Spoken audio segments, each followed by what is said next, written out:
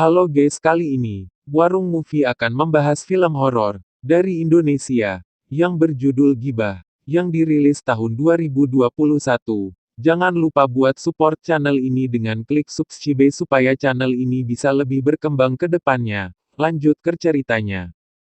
Firly diperankan oleh Anggika Bolsterli, Arga diperankan oleh Tak ada Verrell minggu nggak ikut Bramasta, Yola diperankan oleh Josephine Femstoni, Reno diperankan oleh Jerry Likumahua, dan Ulfa diperankan oleh Arafa Arianti. Mereka adalah pengurus majalah kampus Katanya dia Malaka. sakit.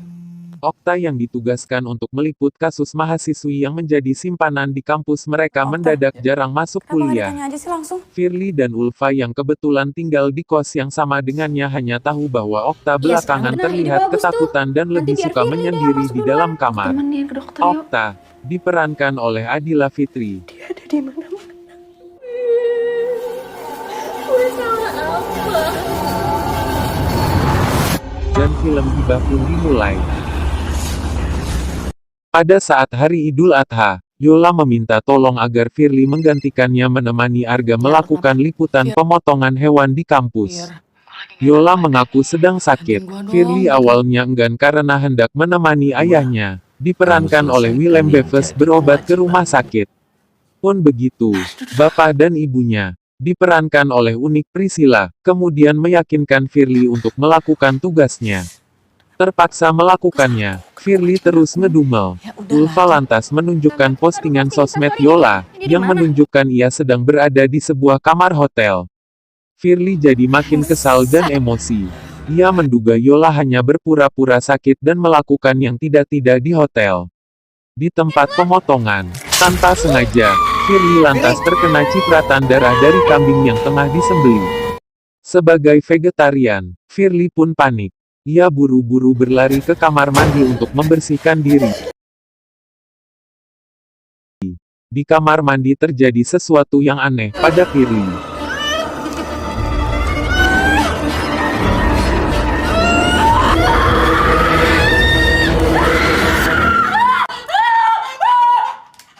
Setibanya di rumah, kemarahan Firly bertambah.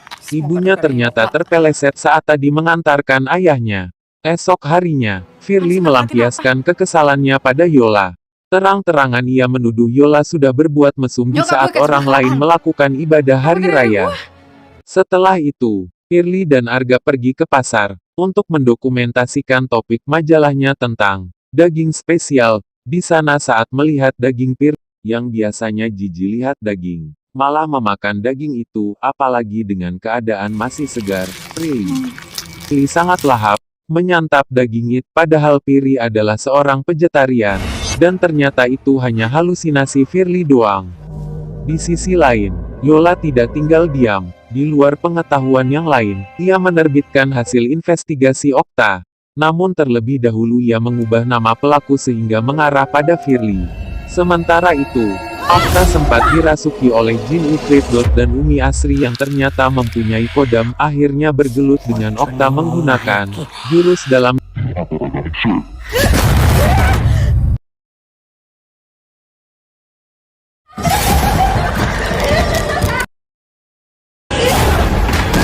dan pada akhirnya Umi menang.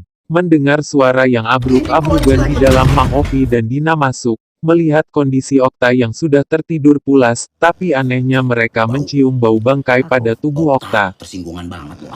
Umi dan Mang Opi selaku suami istri penjaga kos menyadari ada sesuatu yang tidak baik terjadi pada Okta dan juga Firly. Pun begitu, keduanya belum berani terang-terangan memberitahu mereka. Okta sendiri kemudian tinggal bersama keluarganya untuk dirawat lebih lanjut. Tak, dia siapa? Gosip buruk mengenai Firly menyebar di kampus. Semua anak-anak kampus mencibir Firly. Anehnya, di kampus Yola dan teman-temannya mencium bau bangkai dari tubuh Yola. Dia kali bau. Yola tiba-tiba seolah tidak bisa mengontrol dirinya. Yola pergi ke kantin. Tak lama Arga datang dan menanyakan majalah yang dirilis Yola. Nekat nge-upload artikelnya Okta. Lu juga kenapa nekat ngeganti nama orang-orang Dian memesan sepiring sosis bakar. Arga menawarkan sosisnya ke Yola. Dan Yola pun mengambil sebuah pisau makan. Tak lama ternyata Arga dan Firly baru sampai. Firly yang kesal terhadap Yola langsung menegur Yola, dan dengan santuinya, secara tidak sadar, Yola memotong jarinya sendiri, dan memakannya. Rasanya enak ya? Yola pun dilarikan ke rumah sakit. Penasaran, Firly mengajak Okta bertemu. Okta mengungkap bahwa ia sebenarnya telah menambahkan hal-hal bohong dalam laporan investigasinya. Ia juga memberitahu bahwa mahasiswi yang menjadi simpanan dosen telah menggugurkan kandungan karena takut Gue ketahuan. maksain buat bikin artikel yang Arga kemudian mengabarkan bahwa Yola, yang sebelumnya dibawa ke rumah sakit, telah kabur dari ambulans.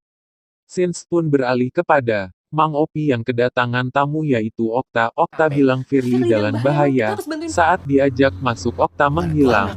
Dan ternyata Okta sudah berubah menjadi setan-setan gemes. Yang menurut saya GK ada serem-seremnya. Mang Opi mencoba melawan. Namun apa daya kepala Mang Opi pun harus terpisah dari tubuhnya. Ternyata itu hanya mimpi semata.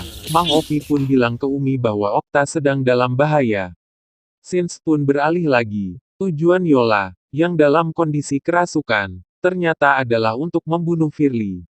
Untungnya, dalam kondisi terdesak, Firly yang sedang berada di kampus berhasil ditolong oleh meskipun Reno harus menerima jemputan perawan. Tak lama, Arga, Ulfah, Dina, Mang Opi, dan Umi Asri juga menyusul.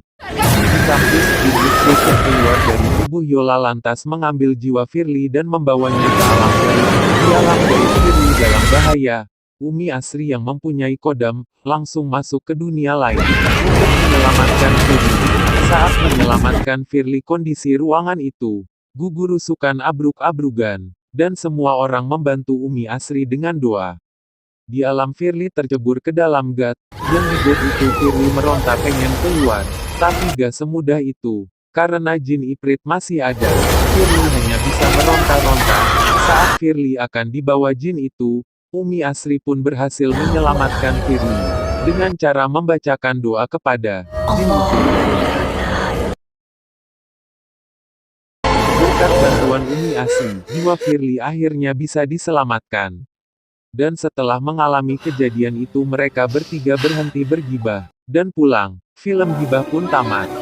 Di film ini tidak dijelaskan, kenapa jin itu mengejar Firly. Intinya amanat yang bisa kita ambil adalah janganlah membicarakan orang lain, tanpa tahu kebenarannya. Dan meskipun itu benar jangan sesekali membicarakannya ke orang lain.